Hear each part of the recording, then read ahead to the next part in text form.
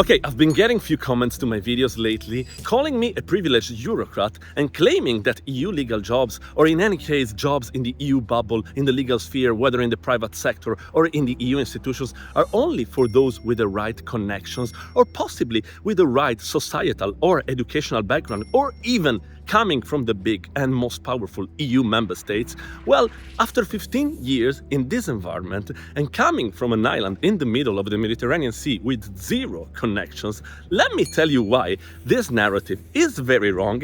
And I want to tell you in my own words, based on my own story, and I appreciate these comments because they make me address these points in this video. Hi, my name is Federich, I'm a lawyer based in Brussels, Belgium, and I spent more than 15 years building a career across Europe completely from scratch. And on this YouTube channel, I talk about my journey as an international lawyer, about legal and EU careers, and the lessons I learned along the way, so you don't have to figure it out alone. So here's the first point that many people fail to understand. The EU bubble, this system, is a highly meritocratic system, not a club, not an elitistic system. And yes, networking matters, but not the way that critics think, the Eurosceptics think. The people who work inside this system, and I can say it by experience because I also work in the private sector, they work extraordinarily hard.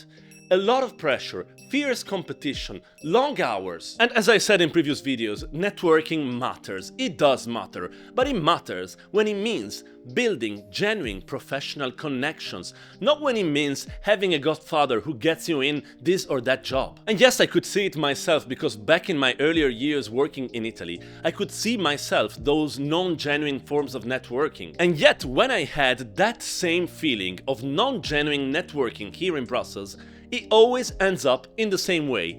People get rejected. Because if you're not genuinely committed, if you're not interested in your legal, policy or lobbying area, here in Brussels, people will reject you. They will look you with suspicion and they will finally shame you. And yes, meritocracy also applies to skills and competencies. Because if you didn't mature the right skills and competencies during your path, you will not go far. No networking contact that you made during your journey will help you, will come and save you. And the selection processes to get into the European institutions, for instance, whether as a contract agent or as an EU official, are some of the most demanding selection processes in the world. In fact, your skills and competencies will be tested in many ways, whether in a transversal way or based on your knowledge. And the most important thing is that these selection processes, they are open to all EU citizens equally. Imagine they were even open to me, so if this was a closed club, I wouldn't be here. And that is exactly the point. I, like many others in the EU bubble, come from nowhere. In fact, personally, I grew up on an island in the middle of the Mediterranean Sea. I grew up on an island which is geographically and financially isolated. And again, I, like many other people in the EU bubble, had no family connections to international law, to the EU bubble, no network, no opportunity to shortcut, no ties with the EU world. And for instance, earlier in my career, when I could see this international legal world far away, the EU bubble was far away, but still I wanted to reach it. And I wanted to apply for interviews from Sardinia, and I was geographically isolated. I was applying for those interviews, for instance, in the north of Italy, or still here in Brussels, and I was paying with my own pockets, even when the money was tight, and I was quite broke, frankly. And like me here, I met many other people with similar stories, for instance, coming from the countryside in Poland, or from the small town in Czech Republic, or from the Greek islands. And they all got here thanks to willingness, determination, and genuine commitment to make it here. For instance, when I was younger and I wanted to improve my English, I just left and I went abroad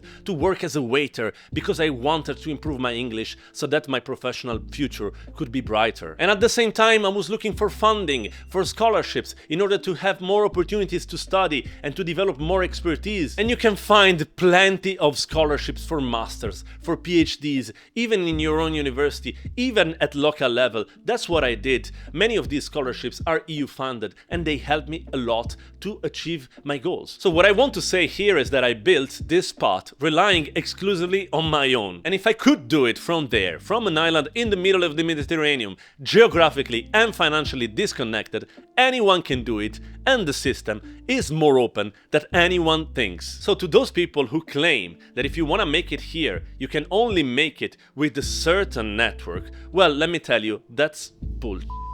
And this is precisely the point. and the most important reason for which I'm focusing on what I'm focusing in this channel. And in fact, I remember when I was a young lawyer, first a law student and then a junior lawyer in Italy, and I felt distant and far away from these environments, from the EU bubble, from international legal environments, but still I wanted to reach them. But at the same time, I had no one to ask, no one to rely on if I wanted to understand how to get in. And I also understand that from far away, accessing these environments feels like accessing a secret club, a secret society, but that's not the case. In fact, when you put in the work, when you take it one step at a time, little by little, and you slowly get in, you realize that these environments, international legal environments or the EU bubble, are made of very genuine, very normal, very committed people. So ultimately, I'm not there to say that international legal careers are easy or to defend the EU bubble or whatever else.